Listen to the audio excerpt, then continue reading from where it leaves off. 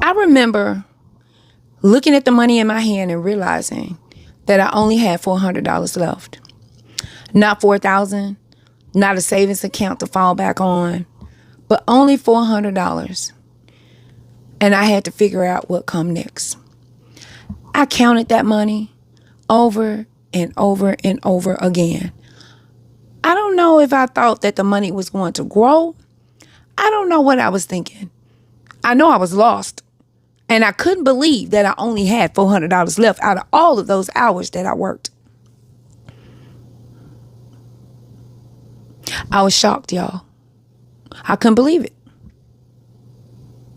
If you've ever had a moment where you looked at your bank account, you looked at your relationship, you looked at your career, or you just looked at life and you thought, how in the world did I get here? This conversation is for you. Because today I'm not going to just tell you about my $400, but I'm going to share with you what I did next. So stay tuned.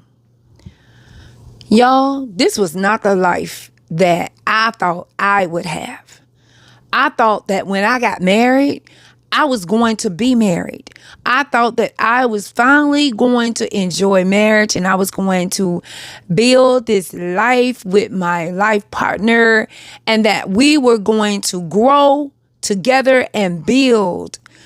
And please, don't take this the wrong way. I love marriage. That's the reason why I got married, right? I didn't think that I would get a divorce, but I did. You know, I also learned that there are some moments in life that humble you. You can have all the degrees. You can have all the experience. You can be the person that everybody call on, that they can ask you for help all the time. You can be so strong, so accomplished, and still find yourself somewhere thinking, what am I going to do now? That's where I was. My life changed completely when I went through my divorce. Financial consequences. I had to pay I had to pay for things. I had to pay for the divorce. I had to pay for an attorney. How many know that those things are not cheap? They're not. They're not. They're not cheap at all. There was a lot of things that I did gain, but there was a whole lot of things that I lost. And that's the part that threw me. Because I worked so hard to have things. I was trying to raise my 3 children, and I was trying to be the provider, an awesome parent. But yet I sit with only $400 left. And I thought, how did I get here? And what am I going to do next? You know what? When you don't have a whole lot, what you do have become extremely important. I had to stop focusing on what I had in the past. I had to focus on what I have right now in my hands. And what I actually had in my hands with the $400. That season changed the way I thought about money. I stopped looking at small amount of money like they were insignificant, right? $20 matter.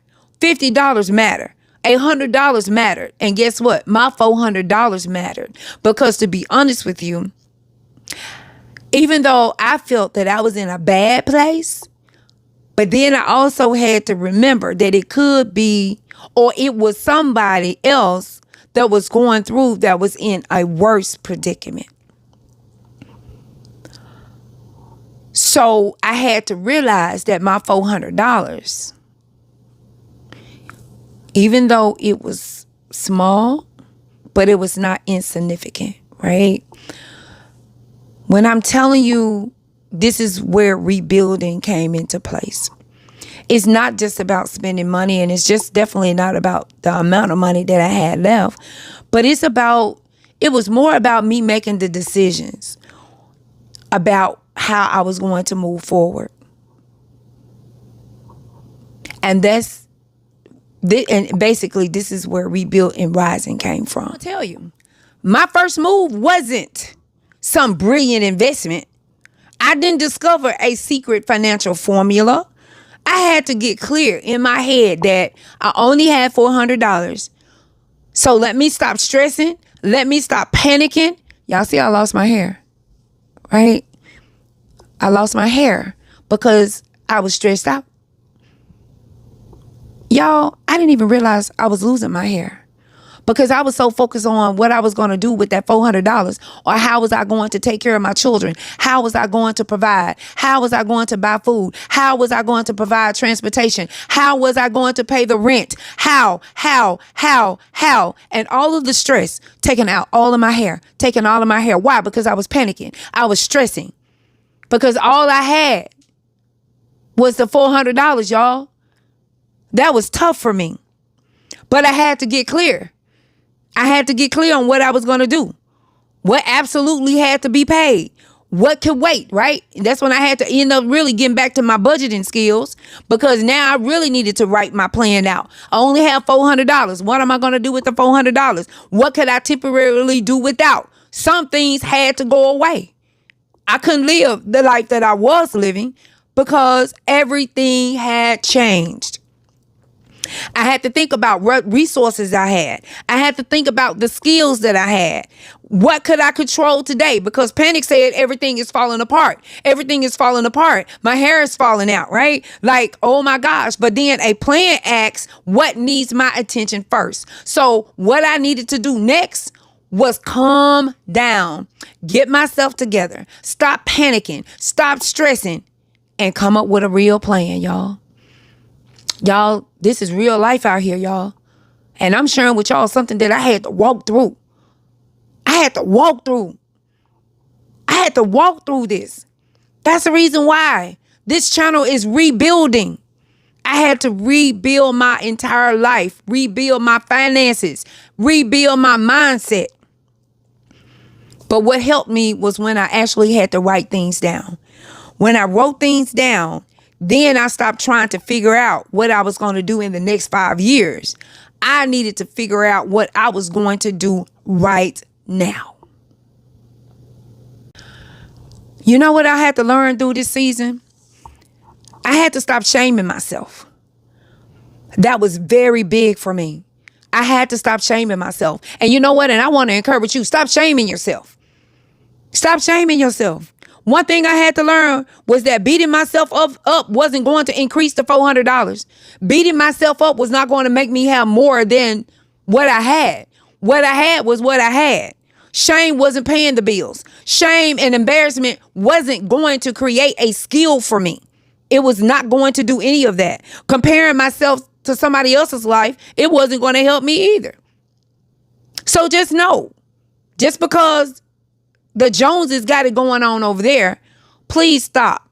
Don't shame yourself, because everybody get in a season where it feels like it's a low season, okay? And everybody gets in a season where you may ask yourself, what can I do from here? Where do I go from here? What is my next move? Where do I go, right? Where do I go?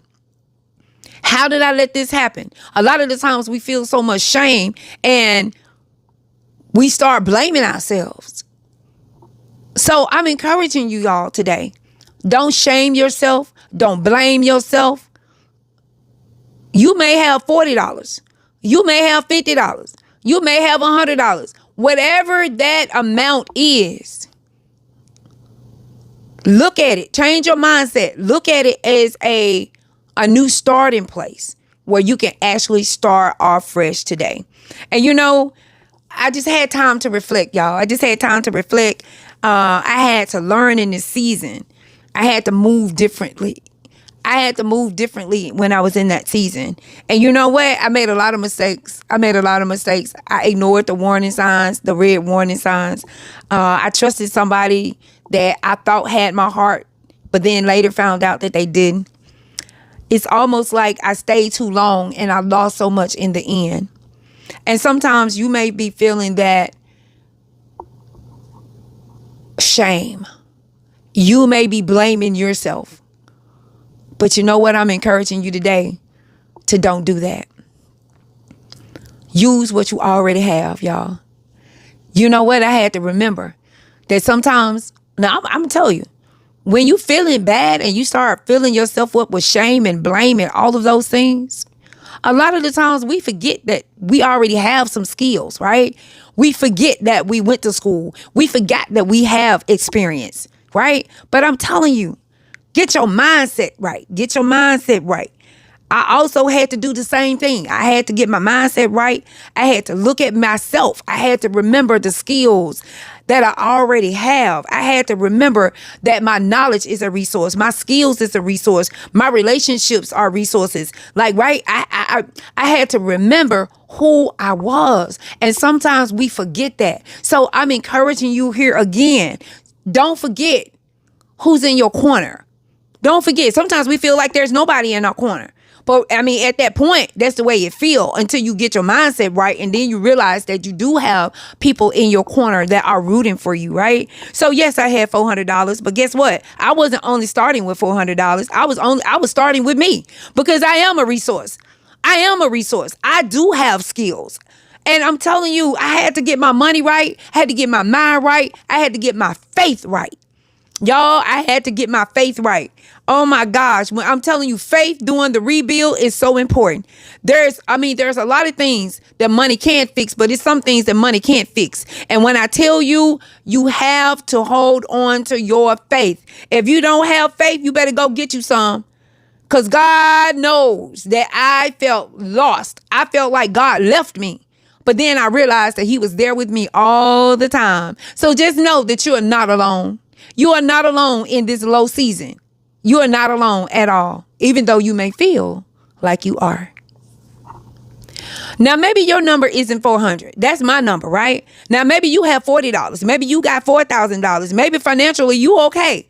But emotionally, you feel like you have nothing left. Because when I tell you, I was pouring from an empty cup. I was giving and giving and giving on myself. And I didn't have anything or nobody to refill me. That's why my faith became very important for me. Maybe you're rebuilding after a divorce. Maybe you are rebuilding after you lost your job in your career. Maybe your children are grown and now you're asking, who are you now?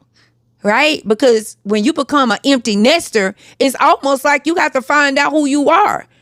Because I had to learn that as well. Maybe you're starting over at 45, 55, 65 or beyond. Whatever your $400 moment is, hear me. This does not have to be the end of your story. You don't have to know every step. You just need to know what step you're going to take next. Y'all, I'm telling you, the lesson that I learned during that season was that the $400, it was a time of uncertainty. I thought, I know I lost it all. And I only had the $400. And I felt lost. And I had a lot of responsibilities that I had to do with that $400. But guess what? Guess what, y'all? I'm here today to tell the story. I'm here today to encourage you to hold on. I am here today to tell you, y'all, it brings tears to my eyes, to tell you that I am here to tell the story of how God brought me through, y'all. God brought me through. And guess what? It's not too late for you. I don't know why we think that when we turn 50 that it's too late. Or when we go through a divorce, or when we lose ourselves, or when we lose our career, or when we lose whatever, right? That it's over for us. It's not. Guess what? It is just the beginning. So I am encouraging you all today to stay focused. Subscribe to this channel and let's rebuild together. Because I'm telling y'all, this is just the beginning. This is just the beginning. And you all, you know what? I created a free Love Yourself journal. I have used this journal myself as I've been going through my healing journey and my rebuilding season.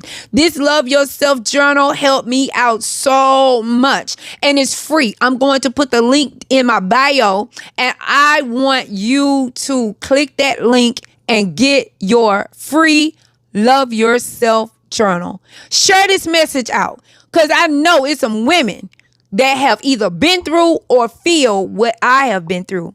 And so I want us to come together and know that we are unstoppable and that we are going to make it through. All right. See y'all on the next one. Bye.